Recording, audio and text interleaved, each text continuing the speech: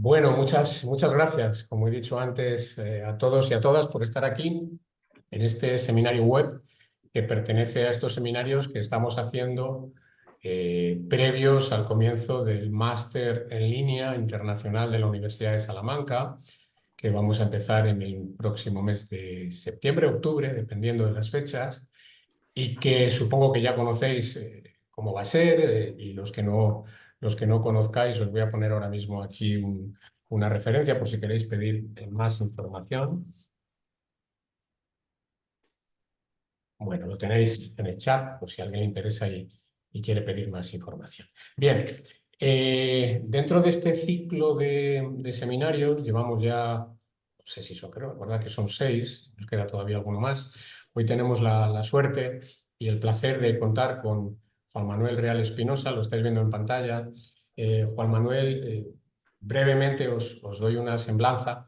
Juan Manuel es profesor titular ahora mismo de la Atlantic Technological University, que está en Irlanda. ¿En qué ciudad estás? En Sligo, en el campus de Sligo. En Sligo, sí, donde estuviste también antes. Sí, vale.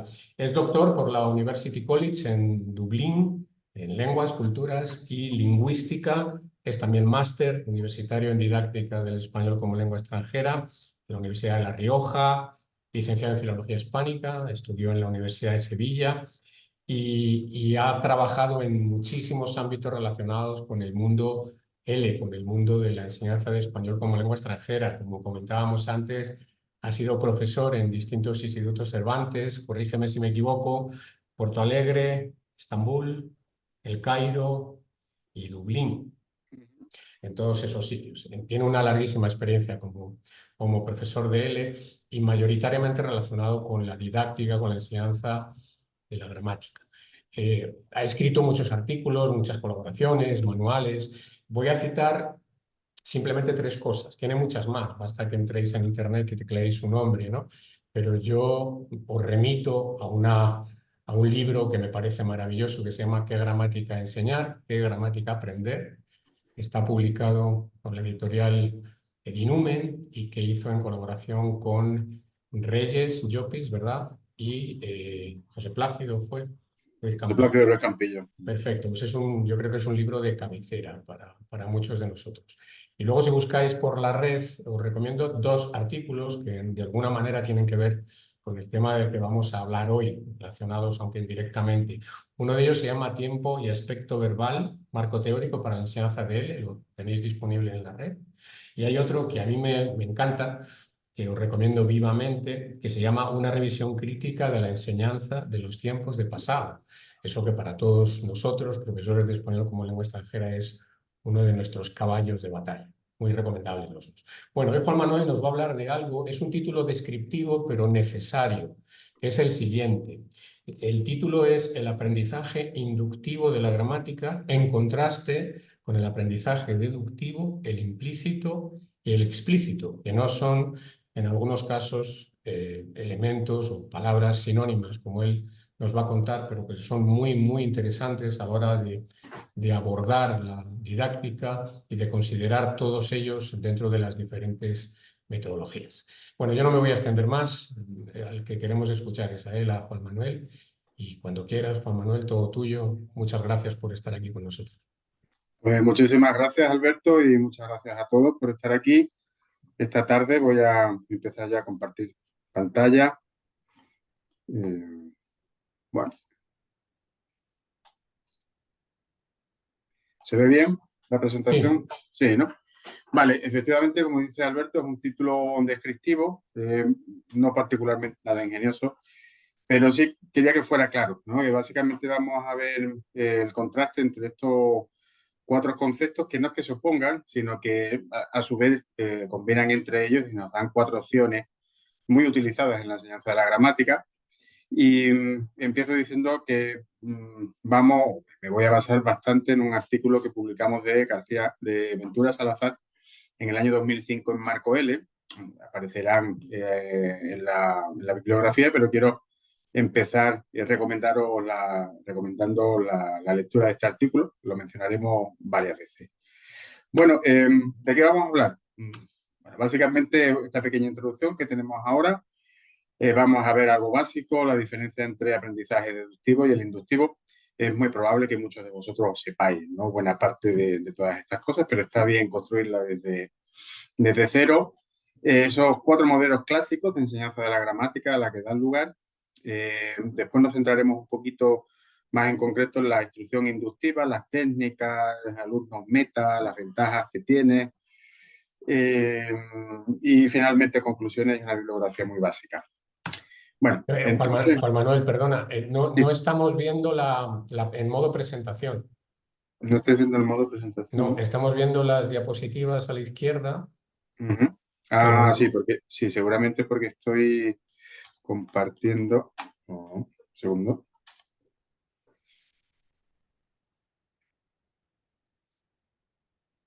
ahora sí, Ahora sí, ¿verdad? ahora sí, Vale. perfecto, Se veía gracias. pequeñito antes, ¿no? Ahora sí, perfecto, ya está.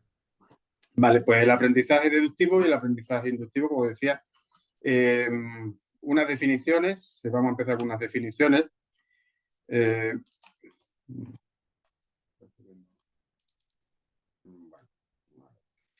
Eh, a mí me gusta comparar esto un poco con el cisne blanco, el cisne negro, ¿no? Ya sabéis que está esa metáfora por ahí del cisne negro como algo que es raro, que sucede, pero que es raro, que es poco probable que suceda. Entonces yo creo que la metáfora sirve para referirse a estas dos formas de enseñanza. El cisne blanco sería la enseñanza deductiva, que es la frecuente, es la que ha estado presente a lo largo de toda la historia, digamos que es lo clásico, ¿no? Es lo que te encuentras en cualquier sitio. Y el cisne negro sería a su vez la enseñanza inductiva, que realmente es algo improbable, es decir, encontrárselo cuando se hacen observaciones de clase, cuando vas a examinar a universidades, a institutos, lo frecuente es que te encuentres una enseñanza deductiva.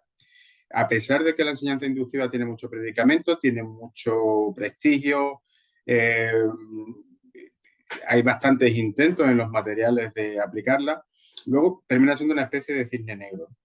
No está ni muchísimo menos tan presente como nos podría parecer. Así que empezando por ahí ya, ¿no? Vamos a hablar de algo eh, que a pesar de que, bueno, es conocido, pero sigue siendo bastante original, mucho más original o mucho menos utilizado de lo que podríamos pensar a priori. Entonces, siguiendo con los colores, vamos a dejar el blanco para el aprendizaje deductivo y os dejo 20 segundos ahí para que veáis esta definición del Centro Virtual Cervantes. Sigue activo hasta el día de hoy. Eh, Os dejo 20 segundos para que intentéis poner las palabras que faltan en la definición.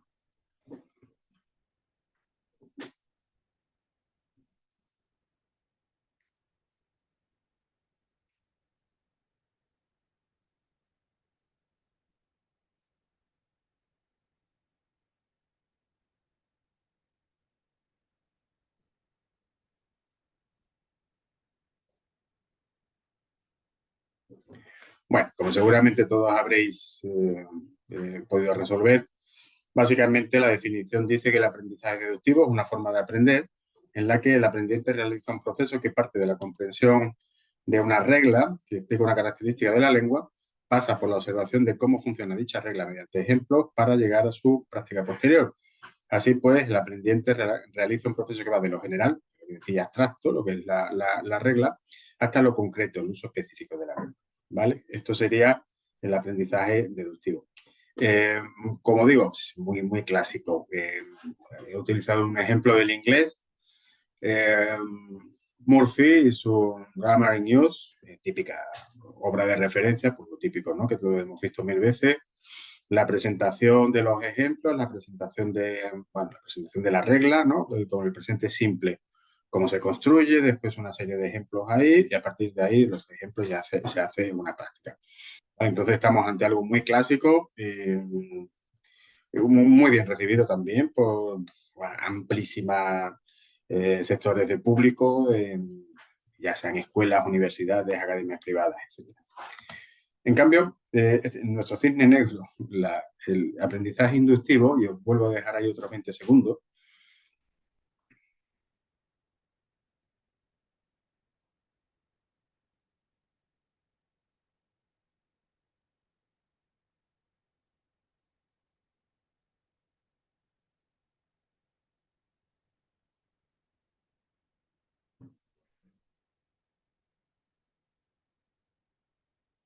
Bueno, pues como seguramente habéis resuelto, el aprendizaje inductivo, lo contrario a lo anterior, el proceso contrario. Eh, y en esta forma de aprendizaje, el aprendiente realiza un proceso que parte de la observación y el análisis de una característica de la lengua hasta la formulación de una regla que explique dicha característica. Así pues, el aprendiente realiza un proceso que va de lo concreto, es decir, los casos observados de la lengua, a lo general, y lo general y abstracto, las reglas, ¿no? que están por debajo de ese uso. Es decir, el camino inverso. Un poco lo que hemos hecho aquí, pues también con este ejercicio en concreto de rellenar huecos, pues un poco ya también lo que vosotros imagináis, ¿no? Hacer una pequeña ejemplificación de cómo los profesores podemos implicar también a los alumnos en no dárselo todo hecho, sino implicarlos a ellos en que ellos busquen, intenten simplemente con un ejercicio de hueco encontrar la definición. Un poco por aquí va la idea. Bueno, los aprendices, pues esto nos genera una serie de preguntas, ¿no? La primera pregunta es si los aprendices descubren realmente una regla o hasta qué punto eso es así. Otra posibilidad es que los aprendices no descubrieran la regla realmente, sino lo que están haciendo es copiar el modelo parcial o totalmente. Y esto se apoya en los estudios de diversos investigadores como Dulani, Carlson y DeWitt, Seger, Winten y Reber y alguno más, ¿no? Seguramente lo más probable, esto nos lo cuenta Robert de Keyser, hablaremos después de él, es que convivan ambos procesos, es decir, que no sea solamente una de las dos, una u otra, sino que hay una parte de comprensión de una regla y otra parte que el alumno no entiende muy bien, pero aprende, digamos, chunks de lengua. Aquí tendría mucho sentido hablar de gramática de construcciones, pero no nos vamos a meter ahí. Bueno, sea como fuera, tenemos que hablar aquí de enseñanza y aprendizaje explícito e implícito. Hemos hablado ya de lo que es la enseñanza inductiva y deductiva y ahora vamos a hablar de qué es la enseñanza y aprendizaje explícito e implícito, que no es necesariamente, a veces se utilizan como términos intercambiables, pero realmente no lo es. Bueno, aquí, ¿no? Como lo decía Chiquito, cuidadín, no debemos confundir la enseñanza y el conocimiento explícito o implícito. Son dos cosas diferentes. Hemos hablado de lo inductivo y lo deductivo. Ahora vamos a hablar de la enseñanza explícita e implícita. Pero antes de entrar ahí, hacer una referencia a la diferencia entre la enseñanza o el aprendizaje implícito o explícito y lo que es el conocimiento explícito o implícito. Vamos a ver esto, porque como dice mi madre, no debemos confundir el atún con el betún, aunque los dos vengan en lata. Vale, el conocimiento procedimental o implícito y el conocimiento declarativo o explícito. Básicamente, el conocimiento implícito es procedimental, es decir, es un conocimiento que tenemos y que nos permite hacer cosas. La lengua es un ejemplo, pero podríamos poner ejemplo con una gran cantidad de tareas. El que sabe cocinar, el que sabe tocar un instrumento, el que sabe conducir, el que desarrolla cualquier tipo de habilidad tiene un conocimiento implícito sobre esa habilidad, que bueno, accede a él con rapidez, con facilidad y se puede convertir también, si se quiere, en un conocimiento explícito. Puedes decir lo que sabes sobre hacer una tortilla de patatas. Y en cualquier caso, lo que sí parece haber un amplio consenso es que el conocimiento implícito es el que resulta esencial en el aprendizaje de una lengua. En cuanto al conocimiento explícito, es saber sobre lengua, ¿vale? El saber comunicarse sería lo que se relaciona con el conocimiento implícito, y el conocimiento explícito es el saber sobre lengua, que es lo que se ha criticado tantas veces en la enseñanza de la gramática. Es decir, alumnos que saben reglas de memoria, alumnos que se saben los verbos irregulares, las excepciones, pero que después a la hora de comunicarse en esa lengua, pues no son capaces. Los que tenéis mi edad y habéis estudiado latín, quizás en las enseñanzas medias o incluso en la carrera, recordaréis que nosotros no estudiábamos latín, no aprendíamos latín para hablar en latín con nadie, al Vaticano y hablar en latín, sino que, bueno, era simplemente un conocimiento sobre lengua, pero no había un conocimiento implícito que no íbamos a utilizar el latín, era solamente el conocimiento explícito del cum con subjuntivo, de los tiempos verbales, ad con acusativo, todas esas cosas que nos enseñaban y que aprendíamos de memoria. Dame un segundito porque hay un problema aquí con la presentación.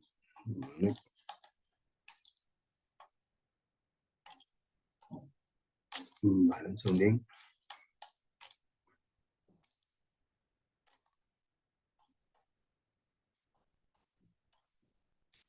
Vale, ahora sí.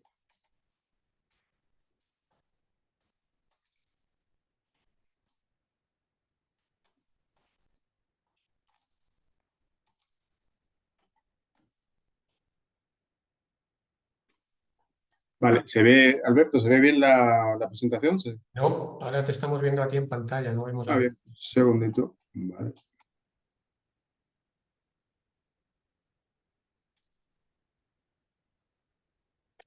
Ahora lo vemos, pero no en modo presentación. Lo ¿Mm? vemos. ¿Se ve ahora en modo presentación? No,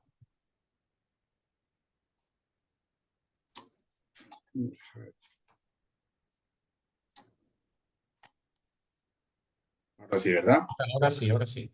Vale, perdóname por el pequeño... Muy bien. Vale, entonces, la cuestión importante cuando se habla de conocimiento implícito, es si se trata de mundos separados o mundos en contacto. Esta es, digamos, la primera. Vamos a ver varios temas polémicos en la enseñanza de la gramática, en la enseñanza de lengua. Este es el primero. El conocimiento explícito sobre una lengua puede convertirse en conocimiento implícito. ¿Por qué esto es importante? Me diréis, si estábamos hablando de enseñanza, aprendizaje explícita e implícita. ¿Por qué ahora es importante hablar previamente del conocimiento implícito y explícito? Bien, porque si el conocimiento explícito de ninguna de las formas llega a convertirse en ningún caso en conocimiento implícito, una enseñanza de tipo explícita pues no tendría mucho sentido, ¿vale? Entonces, antes de progresar un poquito más, vamos a hacer una brevísima revisión de este gran tema, ¿no? Un tema todavía candente en la enseñanza de lenguas extranjeras. Esto es lo que se conoce como la hipótesis de la interfaz, ¿vale? Ahí tenemos un pequeño esquema que explicaremos más adelante sobre los factores que intervienen en esta interfaz, es decir, esta zona de contacto o posible zona de contacto entre lo que tenemos a la izquierda, el conocimiento explícito y el conocimiento implícito. Lo explicaremos un poquito más adelante. Ahora vamos a ver las tres posiciones fundamentales, siendo la primera pues muy famosa porque es el punto de vista de Krashen, muy conocido de todos sin duda, por sus diversas hipótesis. Y bueno, ya sabéis que para Krashen la clave del aprendizaje está en esa ecuación input más uno, es decir, entender mensajes, ser capaz de entender lo que se nos está diciendo. Entonces él dice que la hipótesis central de la teoría, de su enfoque natural de Terrell y Krashen, es que la adquisición de la lengua solo ocurre entendiendo mensajes. Por lo tanto, no hay interfaz de ningún tipo entre el conocimiento implícito y el conocimiento explícito. Todo lo que tú te aprendas de memoria, nos decía Krashen en su hipótesis del monitor, pues te puede servir a lo mejor pues, cuando estás alerta, ¿no? Es decir, cuando el monitor está alerta. Cuando estás escribiendo un examen y estás haciendo un esfuerzo para escribirlo bien, porque te van a poner una nota, estás escribiendo un correo electrónico o un mensaje en WhatsApp, te estás esforzando por hacerlo bien, el monitor está atento, pero en la comunicación real, espontánea, que estás hablando en el idioma que sea con otra persona, el monitor tiende a desconectarse y tú te centras en la comunicación y te olvidas de las reglas gramaticales que has aprendido y entonces, en definitiva, no hay ningún tipo de interfaz entre lo que has aprendido de forma explícita, tu conocimiento explícito, y tu conocimiento implícito o procedimental, es decir, ese que tú tienes interiorizado y el que estás utilizando realmente en esa conversación. Esta sería la primera de las posiciones, ausencia de interfaz. La segunda, representada por Robert de Keyser, que mencionábamos antes, este investigador es uno de los grandes nombres de la posición de interfaz fuerte. Es decir, que él considera que sí que existe una zona de contacto, además muy importante, entre el conocimiento explícito y el implícito. Entonces, parte de Keiser en un libro dedicado a la atención a la forma, editado por Doughty Williams y publicado también por Edinumen, y que os recomiendo vivamente tener en casa como obra de referencia sobre atención a la forma. Uno de los capítulos del libro es el que escribe Bob de Keiser, y él nos explica, partiendo de la teoría de adquisición de habilidades de Fitz y Posner, eh, que sí que es cierto que hay una oposición al conocimiento declarativo y el procedimental o implícito, pero que uno se convierte en el otro en un proceso de 3 etapas. Primero, el conocimiento declarativo, es decir, aprendemos cosas que podemos recitar, ¿vale? ¿Cómo se hace una tortilla de patatas? Por ejemplo, aprendes cómo, bueno, lo primero que tienes que hacer, cortar las patatas de tal grosor y pocharlas en aceite, etcétera. Lo cuentas, ¿no? Lo describes. Luego lo llevas a la práctica, entonces se procedimentaliza el conocimiento a base de la práctica, y a base de la práctica llega la automatización de ese conocimiento procedimental y, por tanto, la interiorización del conocimiento que era explícito pasa a ser implícito. Él da una serie de ejemplos, aparte de apoyarse también en otra serie de autores. Pues decíamos, ¿no? El aprender a conducir. Pues el primer día de la autoescuela te tienen que decir cómo se mete primera, cómo se mete segunda, cómo se mete tercera, dónde están los pedales, para qué sirve cada cosa y ese tipo de cuestiones, pero que a medida que vas practicando lo vas procedimentalizando, es decir, lo vas interiorizando.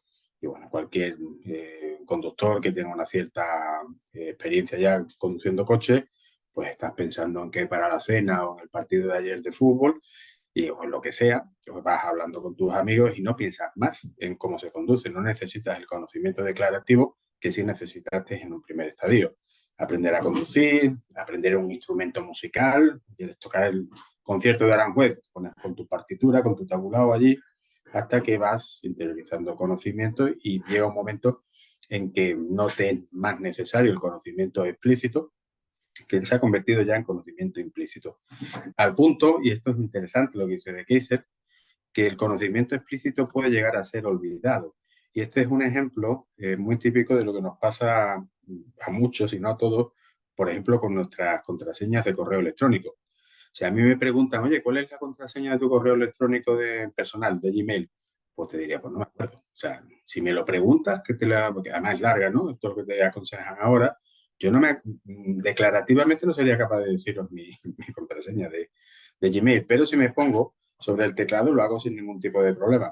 ¿Qué es lo que ha sucedido? Pues de Keiser nos dice que lo que ha sucedido es que el conocimiento explícito, declarativo de una contraseña se ha convertido en un conocimiento implícito, interiorizado, y se ha transformado en un movimiento de manos, que es lo que realmente recuerda ya nuestro cerebro, el movimiento que tenemos que hacer con las manos sobre el teclado para escribir nuestra contraseña. Pero el cerebro ha olvidado la sucesión de caracteres y números que utilizamos en buena parte de los casos.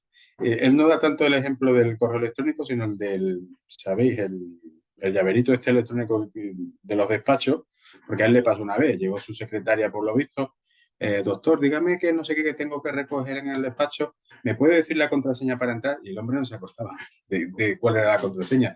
Tuvo que ir hasta la puerta y su cerebro sí recordó, hacía todos los días varias veces, el movimiento sobre el aparatito con los números.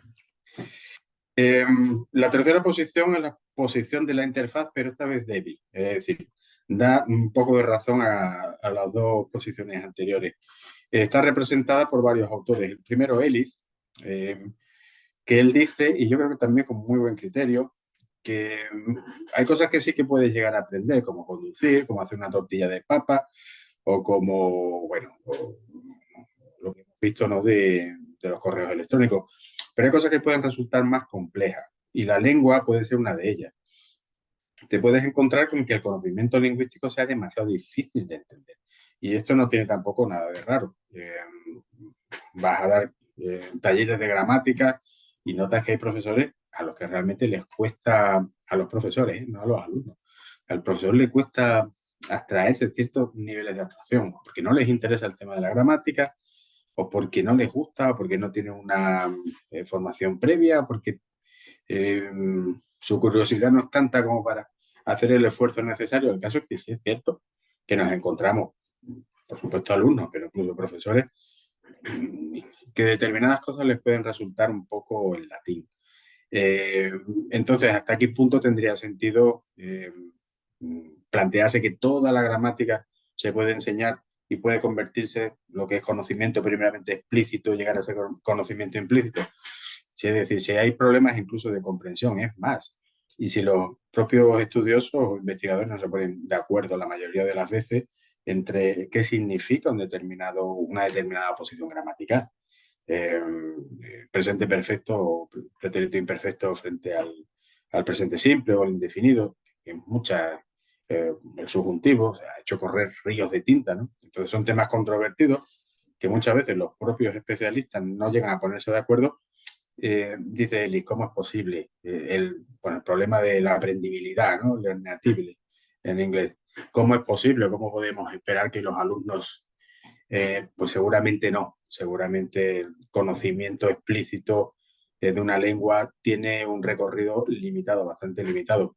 Pero sí que admite que el hecho de que uno se pase la tarde o se pase una semana o 2 semanas con los subjuntivos, con los pasados, con por, con para, hace que la atención del aprendiz se dirija o se active, de forma que cuando el aprendiz percibe los indefinidos, esos subjuntivos que tanto dolor de cabeza le están dando, o ese por y para que tanto, dice, mira, aquí sale otra vez, aquí sale otra vez, y se fija con más intensidad, intenta comprender mediante el contexto qué es lo que significa, y eso genera aprendizaje, eso genera atención al input. Aquí le está dando la razón a Krashen, que además no parece haber muchas dudas sobre la esencialidad de la comprensión del input para aprender una lengua. Entonces, bueno, aunque muchas cosas puedes que no las aprendas a base de estudiarlas, pero sí dirigen tu atención a esos rasgos lingüísticos y eso a la larga tiene un efecto positivo. Otro autor más de esta posición débil, de la interfaz débil, es Sherwood Smith, que nos recuerda cosas que seguramente hemos hecho todos. Yo por lo menos las he hecho. Es decir, cuando estás viviendo en un país extranjero y te tienes que preparar un poquito para ir a una tienda o al médico o a donde sea, porque necesitas el vocabulario, necesitas algo de gramática, necesitas construir una serie de frases que te estás preparando para poder pedir, para poder ejecutar la tarea que tienes por delante. Tienes que ir a pagar la luz porque te la han cortado, pues se te olvidó pagar el recibo porque estabas de vacaciones y tienes que ir, pues, me pasó a mí en Estambul, ¿no? Viviendo en Turquía. Tienes que enfrentar aquello, pues uno se prepara previamente y esto eh, básicamente sucede según él lo siguiente. Fijaros, tenemos por un lado el conocimiento explícito de la lengua, eh, que vamos nosotros a buscar de forma intencionada para ir a la panadería, para ir al médico o para ir a los de la electricidad a pagar el recibo, que por favor te la reenganchen lo antes posible. Y cuentas también ya con un conocimiento lingüístico implícito del tiempo que llevas practicando y aprendiendo esa lengua. Entonces, con todo eso tú vas a construir una producción, un output. Y ese output que tú estás produciendo se convierte en input para ti mismo. Es decir, tú mismo estás aprendiendo de lo que estás produciendo.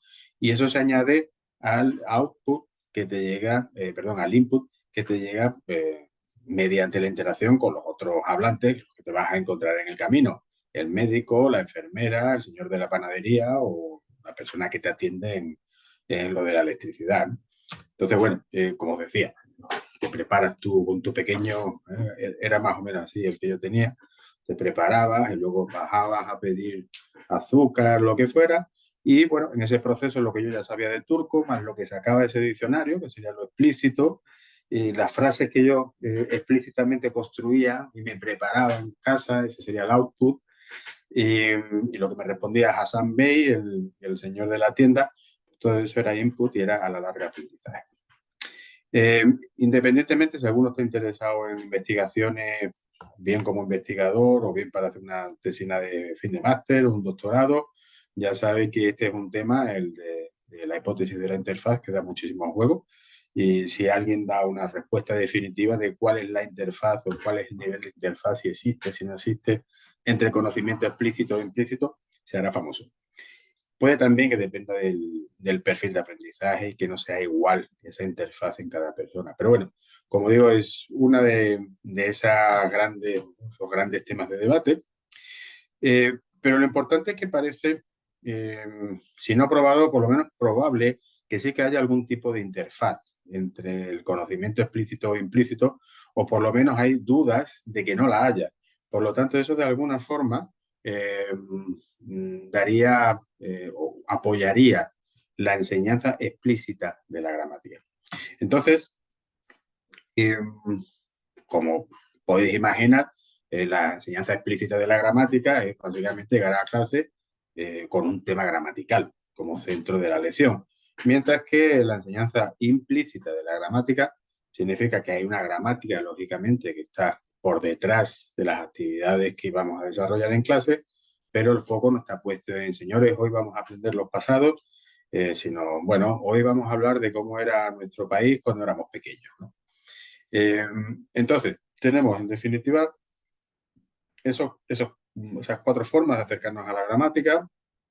Recapitulamos lo deductivo, te doy la regla, unos ejemplitos y después ya vienen los ejercicios que queramos hacer, es decir, parte de lo abstracto y va a lo concreto, mientras que la enseñanza inductiva es al revés, es el alumno el que tiene que ir observando producciones concretas de lengua, en un texto escrito, en un texto oral, y de esa observación y análisis va a llegar a lo abstracto y general, que son las reglas que hay por detrás.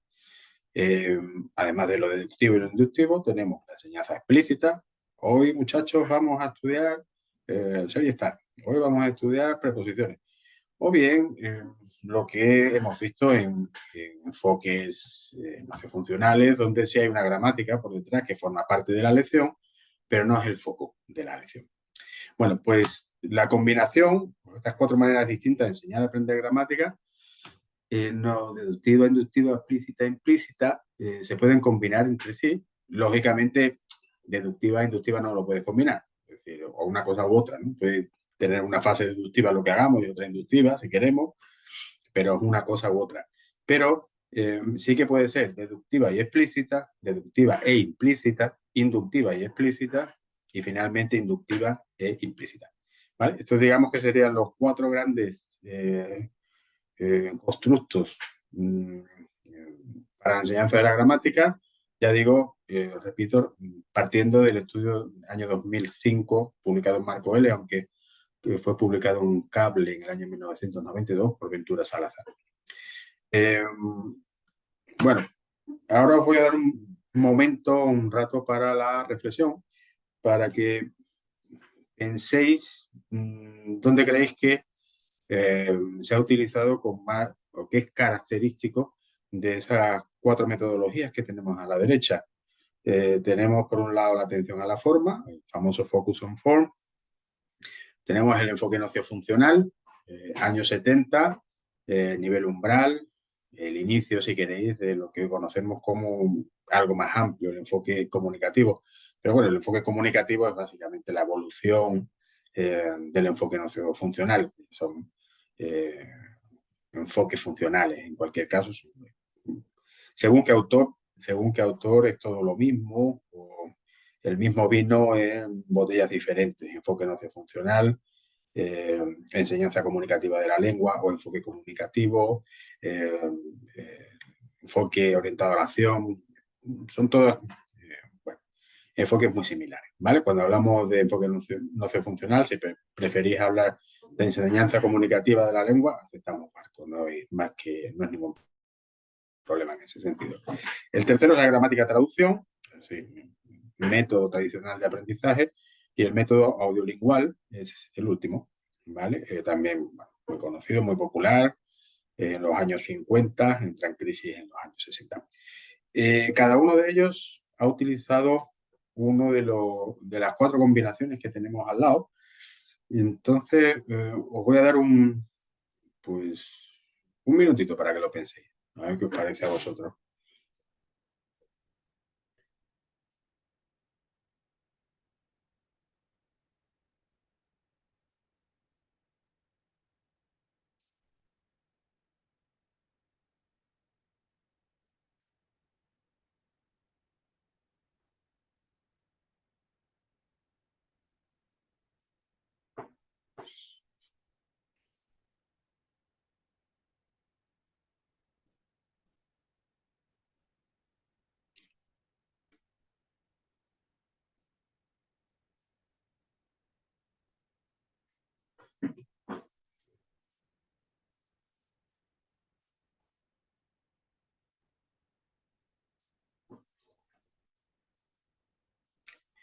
Bueno, vamos a ver ahora la solución. No es tan fácil, no es tan fácil el ejercicio, pero bueno, vamos allá. La enseñanza reductiva y explícita, pues este quizás fuera el más fácil, ¿no? Es típico del método de gramática de traducción, ya sabéis, ¿no? Inspirado en la enseñanza del latín, aparece en Alemania a finales del siglo XVIII, se populariza a mediados del siglo XIX también en Alemania, cuando al emperador se le mete entre cejas y cejas una idea maravillosa, y es que todos los institutos de enseñanza media incorporaran la enseñanza de lengua de forma obligatoria, pero claro, se encuentra que la idea es muy buena, pero ¿quién habla aquí francés como para dar clase? Bueno, entonces vamos a enseñar el francés o el inglés como se enseñaba el latín. No hace falta hablar latín para enseñar latín, pues tampoco hace falta hablar francés para enseñar francés. Y tenemos una enseñanza deductiva, las reglas gramaticales se ofrecen al principio con una serie de ejemplos.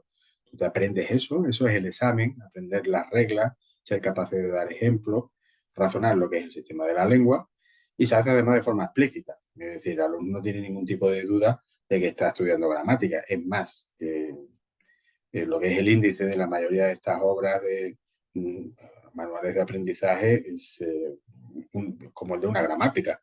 Yo estudié italiano con el manual de lengua italiana de Manuel Carrera Díaz, y que es un ejemplo de enseñanza deductiva y explícita. Bueno, el índice, pues el artículo, ¿no? el adjetivo, los comparativos, el presente indicativo. Así que esa era la progresión. Por lo tanto, muy explícitamente se sabe que estábamos aprendiendo gramática, porque además se pensaba en esa época que el aprendizaje de una lengua era el aprendizaje de su gramática, o sea que tampoco tendría sentido estudiar otra cosa. La enseñanza deductiva implícita es la del método audiolingual. Este puede ser un poquito más difícil de ver.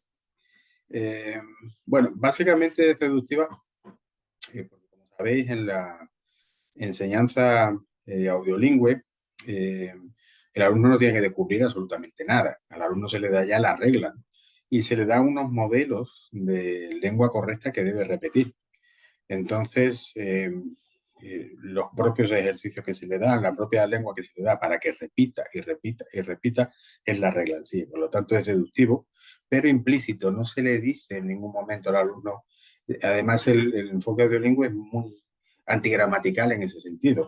Vamos a estudiar gramática, metalenguaje. No, nada de eso. Lo que se hacía era repetir muchos ejercicios de repetición, muchos ejercicios de drill, para que a base de transformar ejercicios, para que a base de poner el hueco que falta, reconstruir todos los ejercicios de drill y de repetición, el alumno fuera creando los hábitos correctos. Sabéis también que el método bilingüe le tiene pánico a cualquier cosa que sea incorrecta, al error. No se ve como un síntoma del aprendizaje, sino como un síntoma de que algo no está funcionando bien. La inductiva explícita sería la atención a la forma. Es decir, la atención a la forma también, el alumno es consciente de que se hacen actividades que tienen como finalidad entender, estudiar, practicar un aspecto gramatical, pero la enseñanza tiende a ser inductiva. Es decir, yo no te voy a contar las reglas las vamos a descubrir entre todos. Y esto es muy de atención a la forma, y aunque ya digo, sigue siendo un cisne negro, no es lo frecuente, pero ha empezado a aparecer, o empieza a aparecer, sobre todo a partir de los años 90, cuando el enfoque comunicativo inicial, setentero, con mucha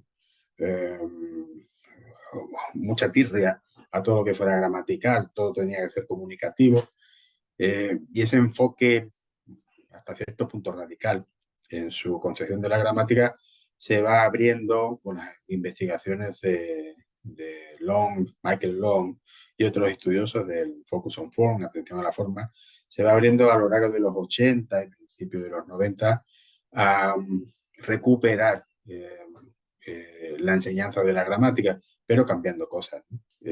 Ya no de forma deductiva, como se había hecho tradicionalmente, sino convirtiendo al alumno, al aprendiz en este caso, en un investigador de la lengua que está aprendiendo. Y por último, la opción de inductiva e implícita, pues es el enfoque comunicativo, si queréis, no sé, funcional, tal y como aparece en los años 70, donde no hay ningún tipo de referencia a la gramática, sino se hacen otro tipo de actividades. También podríamos incluir aquí el aprendizaje mediante tareas, sin atención a la forma, donde hay una serie de tareas que los alumnos tienen que hacer de forma colaborativa. Y evidentemente es necesario emplear una gramática y muchas veces también los profesores han preparado esas tareas para que tenga que aparecer un determinado contenido gramatical, pero no se habla nunca de ese contenido gramatical, lo queda muy en segundo plano, lo que queda en el primer plano es la tarea. Y por supuesto el alumno, al no aparecer de forma explícita, pues el alumno tendrá que descubrir cómo funciona la lengua por sí mismo. Entonces vamos a ver ahora algunos ejemplos, pero nos podríamos preguntar que de estas cuatro, ¿cuál es la más apropiada? Bueno, después volveremos al tema, pero de antemano, Kumara-Vadivelu, en el año 96, Kumara-Vadivelu y otros autores, también Prabhu, empiezan a hablar de la era con método. Es decir, decía Prabhu, lo vuelvo a mencionar un poco más adelante, que todos los métodos tienen algo de válido y todos los métodos tienen algo de falso. Entonces, lo que en la época post-método se nos recomienda es que tomemos nosotros las decisiones.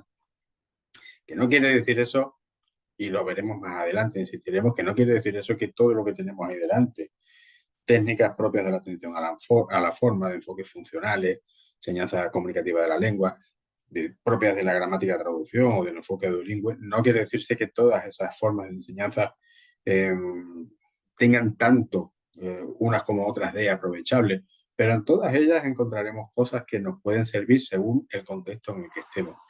Vamos a hablar un poquito más de eso.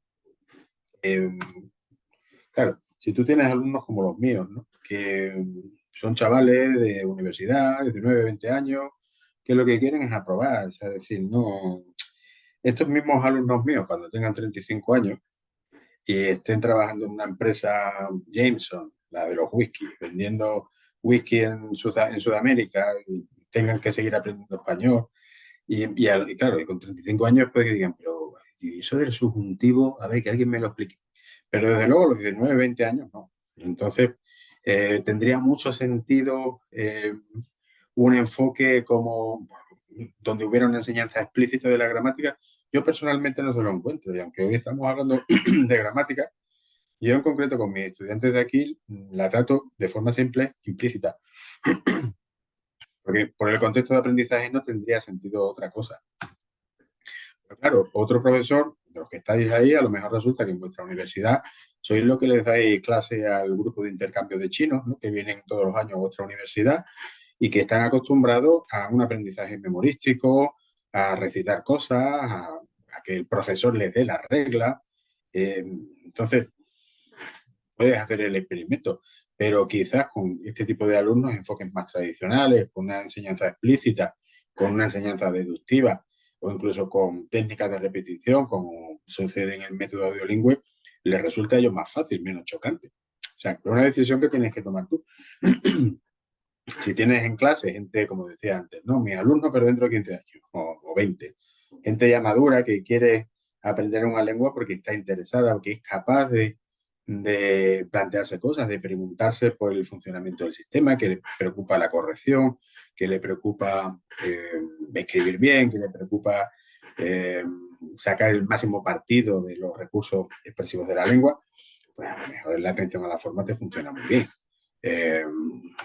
Si tienes niños en clase que aprenden la lengua sin necesidad de, pues ¿para qué le vas a enseñar gramática a niños? O sea, no tendría demasiado sentido. Actividades en las que se juega, en las que se canta, colaborativas, como los críos aprenden lengua de una forma más eficiente. Aquí en Irlanda tenemos ahora un montonazo de niños ucranianos en el colegio de mis hijos, se les enseña gramática.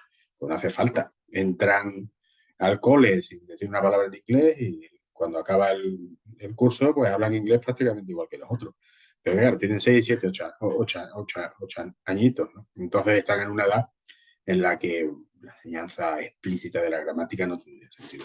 Por lo tanto, al final, como nos dice Kumara Badibelu, Prabhu, otros autores de la era postmétodo, la decisión es del profesor, de ver qué grupo tiene, qué tipo de técnicas, qué tipo de enfoque le va a resultar de más utilidad en clase. Aunque ya digo, eso no quiere decir que las cuatro metodologías que hemos visto resulten tan universalmente provechosas. Pero volveremos a eso más tarde. Porque claro, hay clases de todas las clases. Vamos a ver algunos ejemplos de profesoras. Hemos utilizado profesoras porque, bueno, aquí en mi facultad son aplastantes mayoría. Entonces, vamos a pensar en 4 profesoras que tienen que enseñar el mismo tema, ¿vale? La posición, bueno, el tema del pretérito perfecto. Entonces, van a introducir el pretérito perfecto y si estuviéramos en una charla presencial, un tallercito, con un poquito más de tiempo, yo lo que habría hecho es, habría dado estos materiales para que los observarais y, y vierais vosotros qué tipo de presentación gramatical tenemos ahí, ¿no? Bueno, esto que tenemos aquí, la profesora número 1 va a enseñar el pretérito perfecto y como podéis ver, lo que está comenzando es por presentar la forma, cómo se conjuga el pretérito perfecto y una serie de ejemplos, ¿vale? Bueno, y a partir de ahí, pues, unas fotocopias para aprender a hacer los participios, etcétera. Y bueno, a partir de ahí, pues, un ejercicio, un ejemplo ahí de querido diario y tú tienes que escribir algo parecido. En definitiva, una presentación deductiva, ¿no? Volvemos atrás. Se forma así, estos son los ejemplos deductivas y además la clase está claramente centrada en un aspecto gramatical, por tanto, enseñanza deductiva, explícita, estaríamos en un tipo de enseñanza muy tradicional y muy coherente con la metodología, con el método o con la enseñanza mediante gramática y traducción. En cambio, la profesora 2, fijaos, la profesora 2 tiene muchos años también de experiencia, dice ahí, y comienza ella interpretando un pequeño diálogo, ¿vale? A lo mejor lleva a Juan y Pepe y lleva 2 muñecos, uno Juan y otro Pepe, ¿no? Y empieza el diálogo. Hola Juan, hola Pepe. ¿De dónde vienes, Juan? Vengo de almorzar. ¿Has almorzado en un restaurante? Sí, está, bueno. Entonces la profesora interpreta varias veces el diálogo, luego va a pedir a los alumnos que repitan a coro el diálogo, puede pedir también a los alumnos que memoricen ese diálogo y a partir de ahí empiezan los ejercicios de drill, ¿vale? Entonces, hoy, de completar, hoy yo he almorzado en un restaurante, tú has almorzado en un restaurante, hoy has almorzado en un restaurante y la repetición, etc. Entonces, como podéis ver, aquí el alumno no tiene que descubrir ningún tipo de regla. La regla está ya presente en los ejemplos que se dan y lo único que tiene que hacer el alumno es ordenar, etcétera. Tiene que repetir, tiene que ordenar, tiene que reconstruir la lengua según los ejemplos que se le están y la regla que está a ella. Lo único que ocurre es que si os fijáis, aquí no se dice en ningún momento que se esté enseñando gramática. Por tanto, es deductivo el tratamiento. La regla es que con hoy va el pretérito perfecto y tú lo tienes que repetir 500 veces y tienes que memorizarlo. Pero estamos hablando de ir a almorzar y tal. No, no se ve claro aquí en ningún sitio que hoy vamos a aprender el pretérito perfecto. No, no se ha dicho con este tipo de actividades. podríamos decir cosas que hemos hecho hoy, pero realmente no hay una declaración de intenciones. Hoy vamos a aprender como si la había en la profesora número 1. La profesora número 2 es una presentación que es deductiva. El alumno tiene ya ahí la regla, la puede ver claramente aquí, eso es lo que es. No hay ningún tipo de suspense ni de análisis ni de nada. Y a partir de aquí viene la repetición, repetición, ejercicios de transformación, todos los ejercicios de drill que se decidan hacer y, por tanto, una enseñanza de tipo deductiva, pero implícita. Hay un contenido gramatical ahí, pero no decimos que estamos enseñando gramática. La profesora número 3. La profesora número 3 es más divertida que las dos anteriores. Entonces llega a clase y escribe en la pizarra: bueno, chicos, os voy a contar lo que he hecho esta semana. Esta semana he estado en 2 fiestas, una lunes y otra jueves. No veas, festera la profesora, ya empieza el lunes de fiesta. Vale, y he visitado unos amigos que viven en Barcelona y me he duchado 7 veces, una cada día. Y no he ido al cine ni al teatro porque no he tenido dinero. ¿Vale? Pone ese tipo de información. Puede dar algún tipo de pista, como tenemos ahí, sobre cómo se conjuga, eso que aparece ahí, porque lógicamente ahora lo que va a pedir a los alumnos es que contemos cosas que hemos hecho, que después pedir a los estudiantes que escriban en su cuaderno 3 cosas sobre tu vida esta semana, una verdad y otras mentiras. Y 3 cosas que crees que ha hecho el compañero. Entonces, a partir de ahí, ella ya nos ha dicho lo que ha hecho, nosotros escribimos la frase de lo que hemos hecho, metiendo alguna mentira, se establecen una serie de grupos, ¿no? Dice ahí, la profesora ha comprobado que las frases escritas son correctas y cada alumno lee sus frases a su compañero, que decidir si es verdad, es mentira. Oye, pues yo creo que tú has ido a hacer deporte. Ah, pues sí, pues este tipo de actividades, ¿no? Vale, y entonces ahora vamos a hacer la siguiente ficha. A ver, levántate, anda por la clase y encuentra gente que esta semana ha ido a la discoteca, que esta semana ha ido al cine, que que se ha quedado en casa trabajando. Bueno, como podéis ver, aquí la enseñanza es inductiva. No se le está dando ningún tipo de ejemplo, sino se le da solamente un poquito de información sobre la forma y se están haciendo una serie de actividades de comunicación de diversos contextos, dándole libertad de acción y de creación y de colaboración al estudiante para que el estudiante vaya diciendo: ah, pues parece que el presente perfecto o pretérito perfecto, o que esta cosa que nos acaban de, o que esto sirve para referirme a las cosas que he hecho recientemente. Entonces, bueno, un poco lo que se espera que se descubra, ¿no? Y que, bueno, se descubra a base de una comunicación, de una interacción. Es decir, la profesora 3 está utilizando pues una cosa que eh, hemos utilizado seguro muchísimos de nosotros, que son típicos ejercicios de la enseñanza comunicativa de la lengua, enseñanza inductiva e implícita. No está claro que el foco esté en la gramática, sino más bien el foco parece estar en la comunicación, en contarnos las cosas que hemos hecho esta semana, ese tipo de cosas. Y por último, la profesora 4 eh, llega a clase con una fotocopia, ha repartido eh, estas fotocopias y pone a sus alumnos a trabajar por parejas, ¿no? Entonces, fijaros que una cosa que se ha hecho es un realce de input, que es muy típico eh, de la atención a la forma. Para que el alumno vea, ¿no? Me he levantado, eso está ahí en versales y negrita y tal. Porque parece que la profesora quiere que me fije en esto. Y he terminado a las 5. Entonces, bueno, van leyendo el texto y después de leer el texto aparecen una serie de preguntas de comprensión. Puedes completar la tabla de abajo.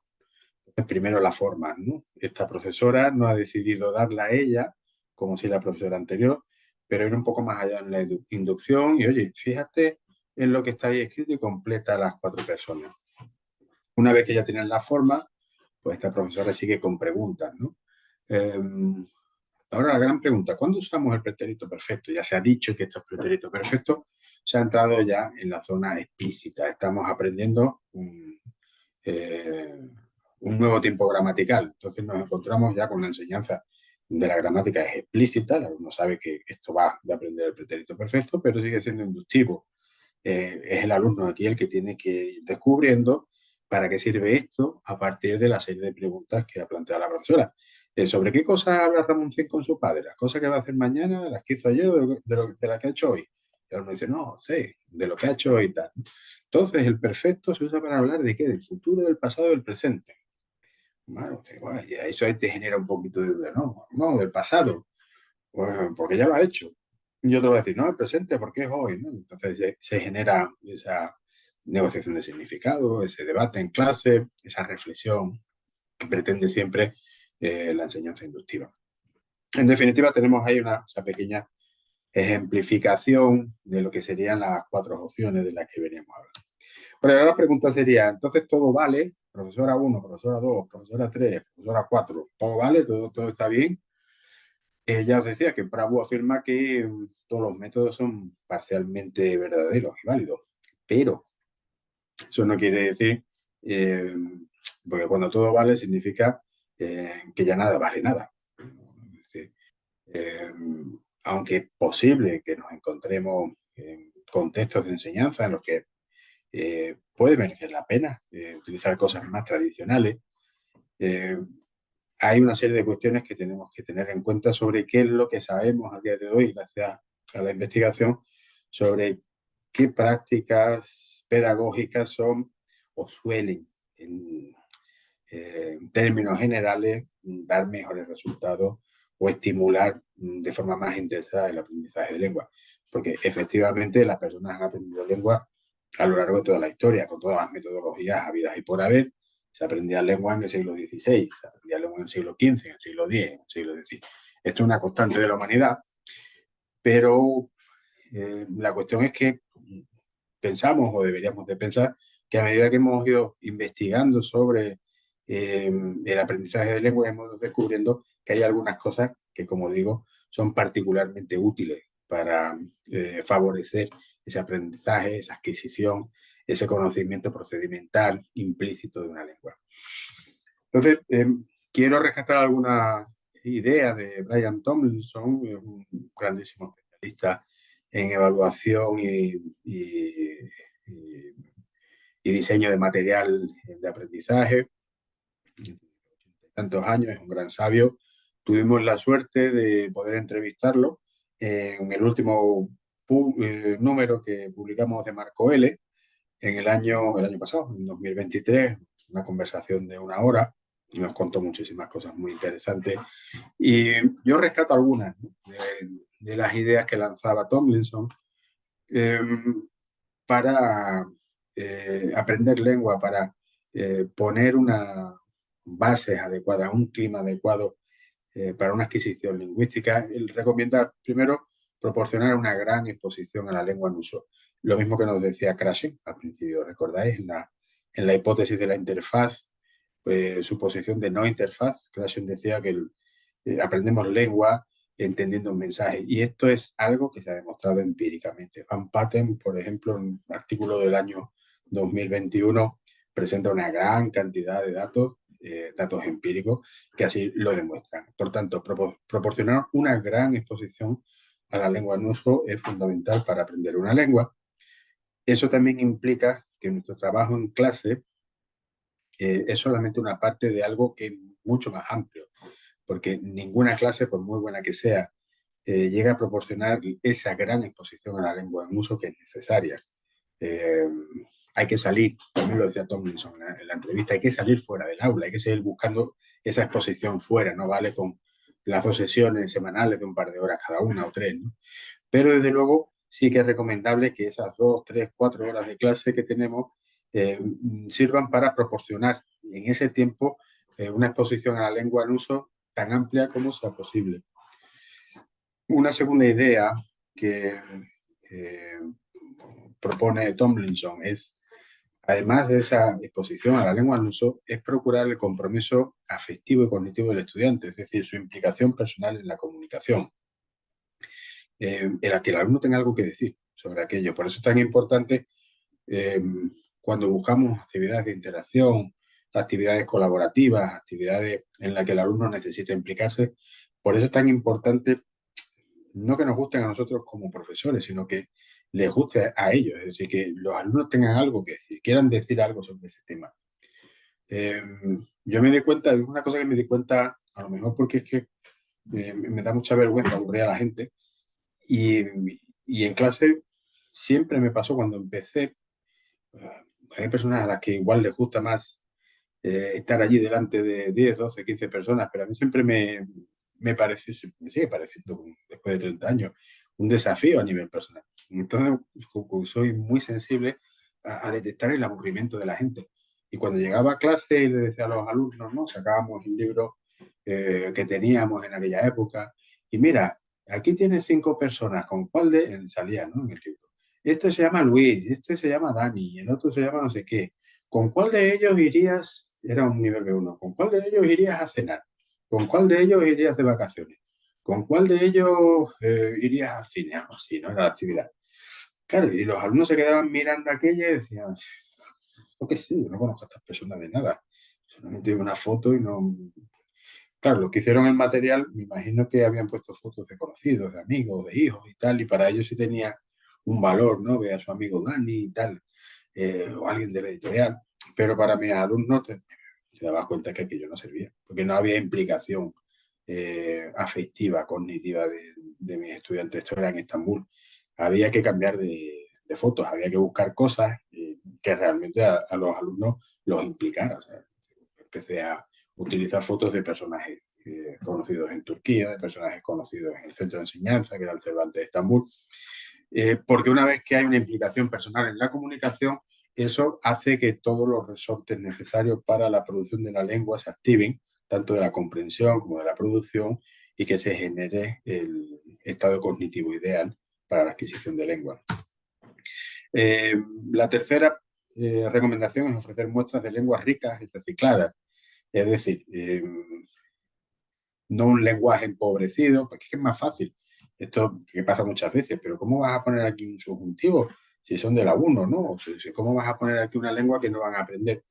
Tomlinson insiste, a mí siempre me ha parecido además algo parecido, que lo que no tiene mucho sentido es lo que él nos cuenta. Dice, el otro día estuve viendo un libro, estuve examinando un libro, y entonces el libro tenía 18 lecciones. Y desde la lección 1 a la lección 10 no había ni un solo pretérito perfecto. La lección 11 había 60 ejemplos de pretérito perfecto porque era sobre el pretérito perfecto. Y de la lección 12 hasta el final del libro no aparecía otra vez más el pretérito perfecto. Entonces esto no tiene sentido. Las muestras de lengua deben de ser ricas, no eliminar pretéritos perfectos porque todavía no lo hemos estudiado, sino que ya el alumno vaya viendo las cosas, aunque no necesite todavía controlarlas. Y por supuesto reciclables, es decir, que sigan apareciendo, no que una vez que hemos estudiado de forma masiva los pretéritos perfectos ya no salgan mal. Proporcionar oportunidades para la interacción. Menciona un estudio de Sato y Ballinger que descubrieron que aquellos grupos o que ellos denominaban socialmente cohesivos aprendían, adquirían lengua mucho mejor. Es decir, cuanto más colaboraban los grupos, a eso se refiere con socialmente cohesivos, cuanto más intensa era la colaboración y la implicación de todos ellos en las tareas, mucho mejores los resultados a corto, medio y largo plazo. Y por último, partir de un enfoque basado en el texto oral, que puede ser en el texto, es decir, que puede ser oral o escrito, que tenga dos fases. Primero, una respuesta personal. ¿Qué piensan los alumnos sobre ese texto? Donde no hay una respuesta correcta o incorrecta, sino qué opináis, ¿no? Un problema, hablando de problema del tráfico, los coches compartidos, cualquier tema que penséis que a vuestro perfil de alumnado le puede interesar y le puede generar una respuesta personal. Y eso debe llevar una buena parte de la clase, no decía Tomlinson. Y a partir de ahí ya sí la atención a la forma. Oye, ¿os habéis fijado en esto, este rasgo lingüístico en concreto? ¿Qué pensáis en vez de imperfecto aquí hubiera definido? ¿Qué pensáis en vez de por aquí hubiera para? Pero eso solamente después, nunca de forma a priorística, ¿no? Y sobre todo, cuando llegue un momento en que el alumno esté en condiciones de percibir ese rasgo gramatical en el input. Digamos que estos 5 principios y otros decálogos, Kumara Madivelu tiene un decálogo muy conocido también, hemos mencionado a Ellis 2008, tiene también un decálogo muy interesante, son básicamente principios muy generales para una enseñanza orientada a la acción, por una enseñanza de tipo, de corte funcional, comunicativa, en una era postmétodo, sin dogmatismo metodológico. Como veis, son eh, eh, consejos muy abiertos, pero cuestiones que la investigación ha demostrado que son particularmente eficaces. Y, hombre, sinceramente, pues sí, el método de gramática-traducción no tienen demasiado de esto, el enfoque bilingüe tampoco, pero insisto, no quiere decir que en algún momento nos encontréis en circunstancias o en casos en los que tirar de técnicas propias de la gramática-traducción o del enfoque audiolingüe no pueda tener sentido. Es posible que sea así, como nos dice Kumara Badibelu, eso es una decisión enteramente del profesor que analiza el grupo que tiene. Finalmente, la instrucción inductiva, hemos dicho observación, abstracción, comparación, experimentación, generalización. Quería enseñaros algún ejercicio con foco en el significado. Entonces, fijaros aquí, pues son ejercicios míos ya, ¿vale? ¿Qué le decimos a los alumnos? A los alumnos le decimos completa el test con los verbos de la caja y relaciona cada pregunta con su opción C. Entonces, primeramente, aquí no se está hablando nada del condicional, no han visto todavía el condicional, ¿vale? Esto se introduce en clase sin que hayan visto el condicional y bueno, lo que se trata básicamente de un ejercicio de comprensión lectora.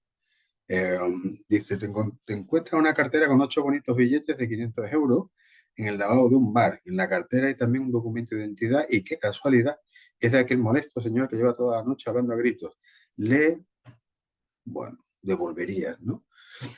Y además de eso, tienen una segunda tarea y es que deben conectar A, bueno, las reacciones posibles son A y B, pero también tenemos abajo C. Entonces, hay una tercera opción. Claro, le devolvería la cartera del dinero, B, dejaría en una comisaría la cartera, no el dinero, y por ahí, si fijáis en el lado de la izquierda, la última abajo dice el dinero para mí y la cartera a una alcantarilla. Pues entonces, ahí en ese último ítem, C abajo, pondrían uno. Una vez que han hecho eso, además tienen que tomar partido. Esa reacción personal que nos decía Tomlinson, ¿qué harías tú? De las 3 opciones, ¿cuál es la que está más cerca de lo que harías tú? O bien harías tú otra cosa. Y a partir de ahí se generan actividades de conversación, pueden ser por parejas, pueden ser en grupo, pues pueden ser para toda la clase, como veáis, ¿no? Luego sí vendríamos pues una forma de entrar en el condicional y que el alumno empieza a pensar, se parece, yo creo que se parece a lo que en mi lengua es así, vas entendiendo el significado y te vas empezando a plantear que esa terminación rara que no habías estudiado nunca antes, eso que en tu lengua se llama condicional. En un proceso de inducción por parte del profesor, perdón, por parte del alumno, y como veis, una enseñanza totalmente implícita. Aquí de momento no hemos dicho que vamos a estudiar gramática, sino es un test de cómo reaccionarías tú en estas situaciones. Luego podemos entrar en una fase más atención a la forma, si nos apetece. Y ahora vamos a ver otro ejercicio parecido, pero aquí sí ya con un foco en la forma, digamos donde sí explícitamente el alumno sabe que está utilizando gramática. Vale, Amancio en Van Gogh. Entonces dice que aquí nos cuenta Amancio, que fue lector de español durante 2 años en Van Gogh, y los pones a trabajar por parejas. Podéis marcar qué significa cada frase.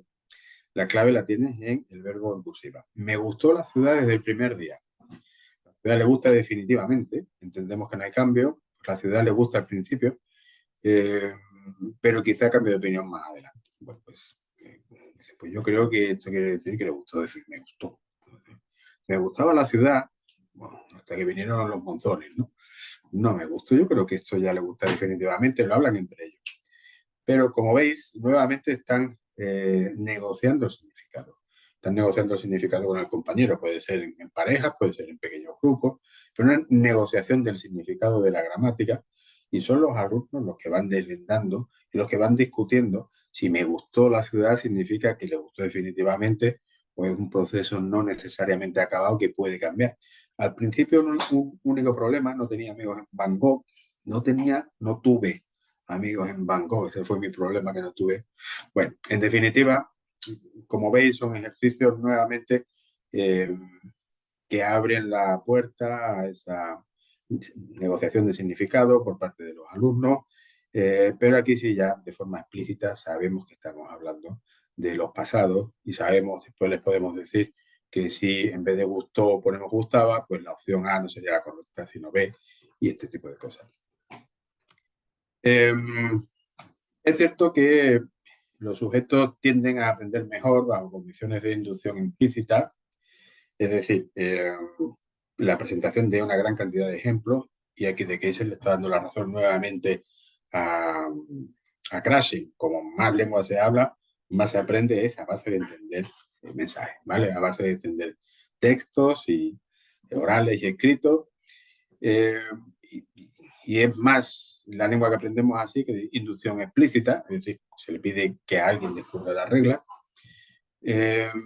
pero el hecho de que se aprenda más cantidad con una inducción implícita no quiere decir que vayamos a desestimar la cantidad que se aprende con la inducción explícita. Por tanto, no tienes que elegir una cosa ni otra. Mucho input en clase, mucha exposición a lengua real, como nos decía también Tomlinson, pero sin diseñar las fases en las que haya inducción y explícitamente se sepa que estamos intentando encontrar una regla. Bueno, también es cierto, solo como apunte, que de Keiser los datos que él manejaba era aprendizaje de gramáticas artificiales. Ahí tenemos un ejemplo de gramática artificial. Es posible que los aprendices no se tomen demasiada molestia en encontrar una regla para una gramática artificial, porque bueno, saben que están haciendo un experimento y sería posible pensar que si están aprendiendo la gramática de una lengua natural, prestarán más atención en encontrar la regla, porque dicen, esto me puede resultar útil en mi vida real en el futuro, no solamente para participar en un experimento. Pero ya digo, este sería otro tema que si lo queréis estudiar en vuestro tesis de máster, doctorado, trabajo de investigación, pues da mucho, pues, es un tema muy interesante. Para terminar, ventajas e inconvenientes de una enseñanza inductiva de la gramática. Bueno, se ha demostrado empíricamente que es muy efectiva. Implica al alumno en el proceso de autodescubrimiento y aprendizaje, lo cual lógicamente activa la heurística del alumno y bueno, lo convierte en un agente activo de su aprendizaje, no en un agente pasivo. No exige el manejo del metalenguaje, lo cual es bastante interesante, sobre todo para aquellos que, como yo, dais clases en entornos donde a los chavales no se les enseña ya lengua o no se les enseña metalengua en el colegio, y cuando les dices complemento directo les suena a ciencia oculta, que es un complemento directo. Evita al profesor tener que recurrir al empleo de las reglas de bolsillo, que suelen ser simplificaciones poco operativas de la lengua. Y por último, estimula la comunicación y la reflexión sobre cómo comunicamos. Pero también tiene sus inconvenientes. Consume más tiempo que el tratamiento deductivo. Tú llevas a clase, pretérito perfecto, pam, pam, pam, pam, ejemplo, pam, pam, pam, pam. Venga, hacer ejercicio. Pues esto te va a consumir más tiempo, lógicamente. Algunos perfiles de aprendizaje pues, pueden expresar un claro rechazo, y a mí me ha pasado en clase, sobre todo en zonas de Asia. Yo no quiero descubrir yo, tú eres el profesor, tú eres la autoridad, tú me tienes que decir cómo va, ¿no? Cómo funciona esto. Y así es una buena formación gramatical por parte del profe. Claro, tú tienes que ser capaz de gestionar ese proceso de autodescubrimiento de la gramática por parte del alumno, mientras que lo deductivo, pues lo que dice en el libro ya está, ¿no? Tú lo pones en la pizarra y no te exige tanto conocimiento a ti. Y por último, yo creo que sea también importante, puede chocar con el currículo de algunos centros, sobre todo aquellos más orientados a la tradición, que son la mayoría, dicho sea de paso. Incluso muchos centros de aprendizaje que su hijo, el prestigiazo que tiene esta universidad, pues cuando hablas con los profesores de universidades que están en el top 20 del mundo, que dicen, no, aquí es todo deductivo explícito, es todo gramática traducción y es lo que los alumnos quieren. En mi tesis doctoral analicé 3 apps de aprendizaje de lenguas, una de ellas, bueno, no voy a decir los nombres, muy famosas. Y una de ellas me dijo, sí, sí, sí, ya sé que lo que hacemos aquí es gramática traducción, pero es que, ¿sabes por qué? Porque el 95% de los colegios, institutos de enseñanza media y universidades de este país, Estados Unidos, es este el método de enseñanza que utiliza. Entonces estamos haciendo una app que se parezca a las expectativas que nuestros potenciales clientes tienen, que es encontrarse esto, ¿no? Lo que tú me estás comentando de enfoque orientado a la acción y todo eso es muy bonito, pero no es lo que hace la gente o lo que ve la gente en clase. Así que bueno, es posible que una enseñanza inductiva, algunos de vosotros, os genere un cierto choque si tenéis un jefe o una jefa de estudios un poquito pesado o que se os pone muy encima. Bueno, eso también puede ser un inconveniente. Las conclusiones, yo creo que han quedado claras, ¿no? Y como queda grabado, no voy a reteneros más tiempo, que ya vamos un poquito ahí en esos 70 minutos que le dije a Alberto. Sí que voy a pasar las slides, porque como sé que quedan grabadas y luego la queréis volver a ver, las conclusiones serían estas. Bueno, creo que, espero que haya quedado convenientemente explicado.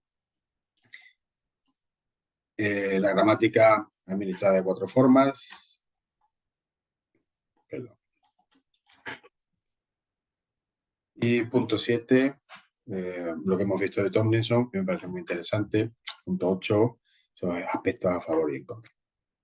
Bibliografía básica, es, ya digo, no me cabía más. Cualquier autor, cualquier estudio, cualquier cosa que yo haya mencionado o que hayáis visto en la presentación que me queráis preguntar, pues por supuesto estaré a vuestra disposición, un correo electrónico, para que me preguntéis todo lo que queráis. Pues nada, muchas gracias por vuestra asistencia. Alberto, muchas gracias también por tu guía y No, estoy... muchas gracias a ti. La verdad es que el chat está lleno de comentarios elogiosos. Les ha gustado mucho la presentación, muy clara y sobre todo destacan mucho, y a mí me parece lo más significativo, muy útil para mis clases y para mi formación como docente, que creo que eso es lo más importante. Si hemos conseguido de este seminario una utilidad y que podáis acercaros a la gramática con una perspectiva diferente, pues nos damos por satisfechos.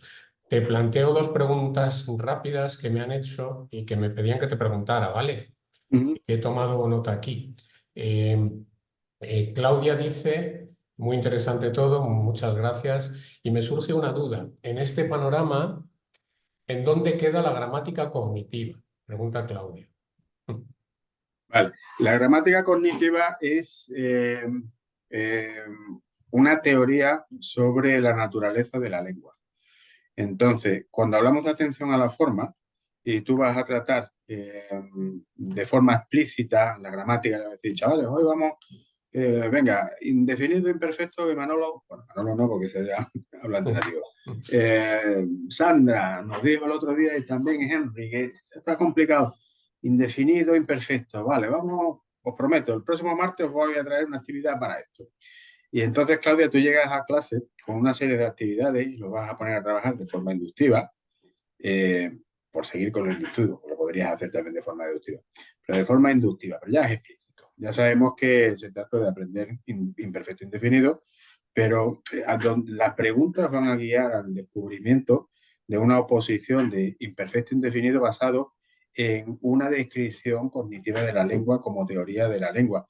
Tú podrías utilizar otras teorías de la lengua, por ejemplo, teorías estructurales o el pretérito perfecto frente al indefinido. La teoría estructural te dirá, al arco, en sus estudios funcionales, te dice si es un marcador de presente es pretérito perfecto, si es un marcador de pasado es indefinido. Bueno, pues a eso es lo que tú vas a guiar, que el alumno descubra. Es un tratamiento inductivo, un tratamiento explícito, pero la teoría de la lengua que subyace, a la que tú vas a conducir a tus alumnos, es una teoría de la lengua estructural. Pero tú puedes decidir que no vas a utilizar ese tipo de teoría, sino que hay una oposición de significado entre imperfecto e indefinido y que son 2 representaciones diferentes de una escena. Entonces vas a utilizar una teoría de la lengua de tipo cognitiva y vas a guiar a tus alumnos con los ejercicios que prepares en esa fase de inducción a que descubran una regla pero una regla que reflejaría las creencias sobre la lengua de la gramática cognitiva. Genial. Y por último, nos dice, espera que lo tengo por aquí apuntado, no sé el nombre porque aparece en el chat como ponente CPF, dice que muy interesante, te da las gracias. Dice, creo que es muy interesante que los estudiantes sepan que la enseñanza inductiva no evita que el profesor sepa gramática. En másteres y posgrados, los estudiantes, futuros profesores, siempre quieren hacer trabajo inductivo para suplir sus carencias. ¿Cómo lo ves? Bueno, a ver, yo creo que efectivamente el trabajo inductivo no significa el no trabajo con gramática, que a veces se confunden las cosas. El no trabajo con gramática es el enfoque natural, natural approach de Krashen, que ni gramática ni nada. O Nada, sea, nada. aquí nos ponemos a conversar en un ambiente relajado y fuera, y no hay nada de gramática. Y lo que La enseñanza, salga. claro, claro, claro. Y la enseñanza inductiva sí hay una idea previa del alumno, perdón, del profesor. Vamos a meter aquí el subjuntivo. Lo que pasa es que yo no te voy a llegar y te voy a decir, bueno, señores, hoy toca el subjuntivo, y se pum, pam, así se hace el subjuntivo. Sino que en la enseñanza inductiva, el profe se ha tomado la modestia de venir con un material que él prepara, con un libro, donde el alumno va a ir descubriendo el subjuntivo, se le van a hacer una serie de preguntas y una serie de actividades de descubrimiento, pero la gramática está ahí. Otra cosa es que yo no te la explique directamente y otra cosa que tenga también la opción de hacerlo de forma explícita o implícita, es decir, al final decirte, oye, pues estamos hablando de subjuntivo, ni siquiera de eso, sino hablar de deseos, pero hay una intención por parte del profesor, el creador de material, de que haya un contenido gramatical perfectamente estructurado para su descubrimiento ahí. Por tanto, en la enseñanza inductiva de la gramática, claro que hay Eso es. gramática y el profesor tiene que saber, evidentemente. Si no quieres, te dedicas a hacer lo que hacía clase. Bueno, pues nada, muchas gracias de nuevo a todos y a todas por estar ahí. Gracias, Juan Manuel, ha sido un placer, súper interesante una vez más. Y a todos hasta la próxima, de verdad, muchísimas gracias. Vale, muchas gracias. Gracias, un placer. Hasta Adiós. luego.